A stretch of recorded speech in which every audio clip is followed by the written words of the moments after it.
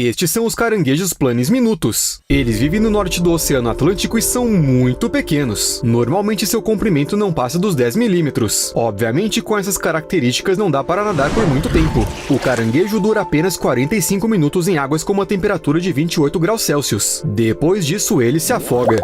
Portanto, esse caranguejo teve que arranjar outra forma de viajar e resolveu pegar caronas. Esses caranguejos constroem suas casas em qualquer coisa que flutue. Em troncos, em cascos de navios, em lixos plásticos e até em tartarugas marinhas. A opção da tartaruga é particularmente interessante porque os caranguejos se escondem em uma pequena área entre a cauda e o casco. Na verdade, cerca de 80% das tartarugas cabeçudas têm esses inquilinos. Mas será que para as tartarugas está tudo bem ter um caranguejo debaixo de sua cauda? Não sei, eles devem incomodar. Talvez seja melhor simplesmente tirar os caranguejos de lá? Nada disso. Se antes se acreditava que os caranguejos se alimentavam das fezes das tartarugas, hoje em dia os cientistas sabem que os pequenos animais desempenham uma função de limpeza. Isso significa que eles não fazem nada de errado, justamente o oposto. Debaixo do rabo da tartaruga há espaço suficiente para que um casal de caranguejos apaixonados possa morar lá. Ou seja, eles encontram um parceiro, encontram o traseiro de uma tartaruga e vivem felizes, acasalando e procriando. É um ninho de amor debaixo da cauda. Aqui colocamos uma poltrona e penduramos a cortina. Tubarão, tubarão! Ei, você pode fazer menos barulho? Que falta de respeito! O Steve e eu estávamos pensando que deve haver um nome científico para esse comportamento. Os cientistas adoram dar nomes para tudo. E nós estávamos certos. Isso se chama comensalismo, ou seja, é um tipo de relação entre dois organismos vivos em que um organismo se beneficia do outro sem prejudicá-lo. O benefício pode ser qualquer coisa, como abrigo ou comida, por exemplo. Na natureza, há muitos casos de comensalismo. E por alguma razão, isso muitas vezes está associado com o traseiro dos animais. Os peixes pérola, por exemplo, têm um corpo muito fino e sem escamas e costumam entrar nos orifícios dos corpos de alguns invertebrados, como mexilhões, ostras e estrelas do mar. Alguns vivem exclusivamente nos anos dos pepinos do mar. Assim que esse peixe encontra um pepino do mar, ele procura seu traseiro. Não é difícil, basta seguir o fluxo da água que é expelida pelo ânus. Ao encontrá-lo, o peixe entra e não quer mais sair. Normalmente há um peixe por pepino do mar. Em casos mais raros, há um casal. Mas em 1977, um pesquisador encontrou praticamente uma colônia. 15 peixes dentro de um pobre pepino do mar. 15! Infeliz ou felizmente, não sabemos ao certo como os pepinos do mar se sentem quando os peixes palito decidem usá-los como lar. No entanto, eles não parecem nada felizes. É claro que os pepinos do mar não podem expressar sua insatisfação em voz alta, eles simplesmente não têm como. Mas sabemos que às vezes os pepinos do mar tentam bloquear seus ânus para que ninguém entre lá. No entanto, eles precisam respirar. Os peixes palitos simplesmente encostam no orifício e esperam que o pepino do mar respire fundo. Então os peixes entram tranquilamente. Mas o mais interessante é que alguns pepinos do mar são bastante tóxicos. E esta é uma forma completamente normal deles se protegerem dos predadores. A maioria deles simplesmente não come uma criatura que pode envenená-los. Mas nenhuma toxina funcionará contra os peixes palitos. Esses peixes simplesmente desenvolveram imunidade, provavelmente graças ao muco que reveste seu corpo. Ou seja, se eles virem um pepino do mar desocupado, eles entrarão nele, e nada os impedirá. Em comparação com esse comportamento, os estorninhos que dormem nas axilas das girafas são até muito civilizados. O fato de que os pássaros gostam de ficar sentados em grandes mamíferos africanos durante o dia não é segredo para ninguém. Búfalos, girafas, antílopes, qualquer um deles serve para um pássaro se houver suficientes parasitas saborosos como carrapatos na pelagem do animal. Mas o fato de que os pica-bois de bico amarelo também passam a noite em seus hospedeiros é algo que só foi descoberto recentemente. Eles escolhem um lugar bem tranquilo e confortável, geralmente entre as patas ou na barriga. Sim, felizmente eles não fazem com as girafas a mesma coisa que os peixes fazem com os pepinos do mar e não tentam se aprofundar. Para eles, as axilas são suficientes. Essa escolha de dormitório serve em parte para reservar o mamífero e não ter que procurar um animal novo todos os dias só para comer. Nesse caso, passar a noite na girafa escolhida é uma estratégia perfeita. Às vezes, até 7 estorninhos podem se amontoar nas axilas de um animal. Mas a girafa não sente cócegas? Os cientistas ainda não conseguiram descobrir isso. Mas vamos dar-lhes um pouco de tempo. Porque este é o primeiro estudo desse tipo sobre o comportamento dos pássaros à noite. Eles geralmente são observados somente durante o dia. As aves costumam ser muito boas em termos de comensalismo e observação. Tomemos, por exemplo, as florestas tropicais da América Central e do Sul. Nelas vivem as formigas de correição. Se você já assistiu a alguns de nossos vídeos, provavelmente já sabe que muitos insetos e pequenos animais tentam ficar o mais longe possível das formigas. Portanto, assim que as formigas de correição começam a se mover, suas vítimas em potencial saem de onde estão e saem logo do meio do caminho. Isso foi percebido pelos pássaros e eles logo entenderam que se eles seguirem as formigas de correição poderão encontrar muita comida. E algumas espécies não só entenderam, como começaram a se aproveitar disso. Ao longo dos milhões de anos de evolução, eles se acostumaram tanto a comer perto das formigas de correição que perderam completamente a capacidade de conseguir comida de qualquer outra forma. E isso é bem interessante, porque as formigas podem matar os pássaros que se alimentam perto delas. As formigas, em princípio, podem comer de tudo. No entanto, o benefício para as aves parece ser muito maior do que o risco de morte, já que elas optaram por seguir as formigas e se esqueceram de ser independentes.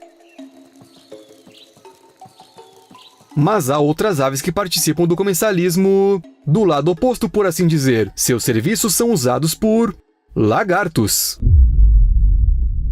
As tuataras são répteis bonitinhos que vivem apenas na Nova Zelândia. Assim como muitos animais endêmicos, as tuataras precisam de condições bastante específicas para prosperar. Portanto, para uma vida confortável, a temperatura do corpo da tuatara deve estar entre 15 a 21 graus Celsius. As temperaturas nas florestas em que vivem podem cair significativamente à noite. Portanto, os animais precisam se aquecer novamente no dia seguinte. Uma maneira de fazer isso é aproveitar o sol, mas esse é um processo muito lento. E então as tuataras inventaram algo melhor.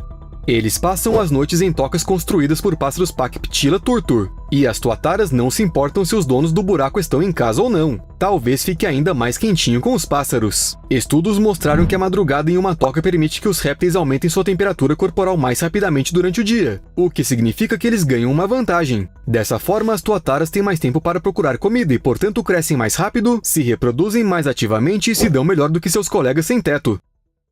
Mas um dos exemplos mais famosos de comensalismo envolve chacais e tigres. Se você leu o livro da Selva do Kipling, provavelmente se lembra do Tabaqui, o chacal que seguiu Shere Khan por toda parte.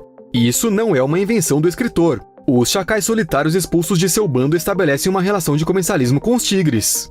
O chacal escolhe um tigre para si e se apega a ele. Ele passa a seguir o predador a uma distância segura para se alimentar da presa alheia. Como pagamento, o chacal pode alertar o tigre sobre algum perigo com um grito alto, mas isso não é obrigatório. Normalmente, os tigres simplesmente toleram esses companheiros, permitindo que eles fiquem por perto sem demonstrar nenhum tipo de agressão. Além disso, há um caso conhecido em que outros tigres não tocaram em um chacal que era companheiro de um deles.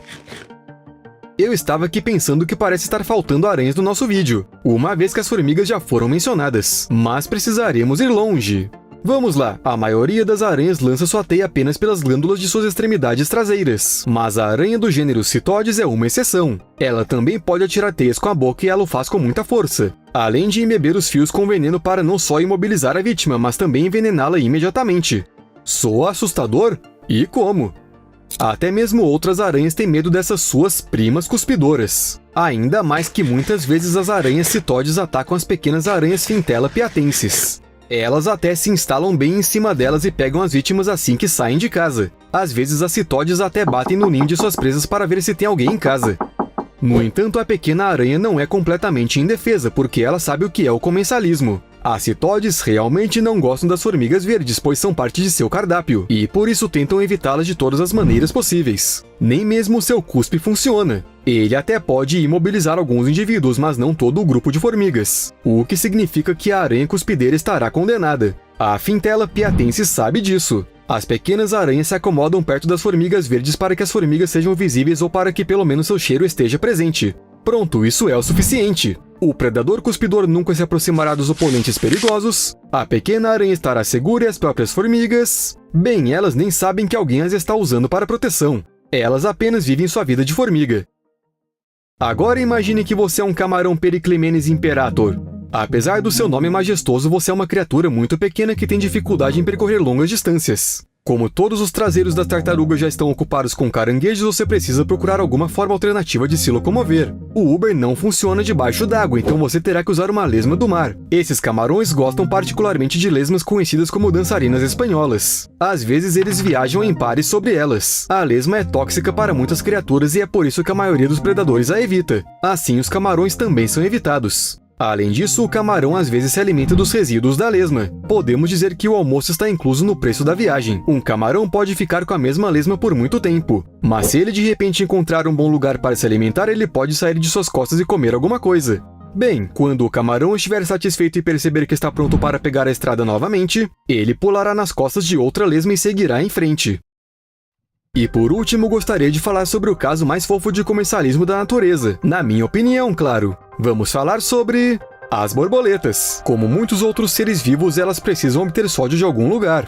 As flores, neste caso, não ajudam em nada, portanto as borboletas precisam procurar uma fonte alternativa. Algumas espécies de borboletas vão em busca do sódio nas fezes, outras o encontram na lama e outras preferem lágrimas. Podem ser lágrimas de tartaruga, embora as tartarugas não fiquem muito contentes, ou lágrimas de crocodilo. Os crocodilos são ideais porque tendem a entrar em torpor, ou seja, eles diminuem o metabolismo e ficam parados por longos períodos de tempo. Resumindo, as borboletas têm muito tempo para conseguir o sódio. No entanto, eles também usam os pássaros, embora isso aconteça com muito menos frequência e à noite. E justamente à noite, porque os pássaros simplesmente entram em um estado de dormência parecido, devido à diminuição da temperatura corporal e não atrapalham as borboletas. Vale dizer que esse método de obtenção de sódio é típico não só das borboletas. As mariposas e até as abelhas fazem o mesmo. Os animais que produzem lágrimas só podem aguentar isso. Em princípio, desde que os insetos não causem vantagens nem prejuízo, ninguém pode fazer nada. É assim que funciona o comensalismo. Até mais!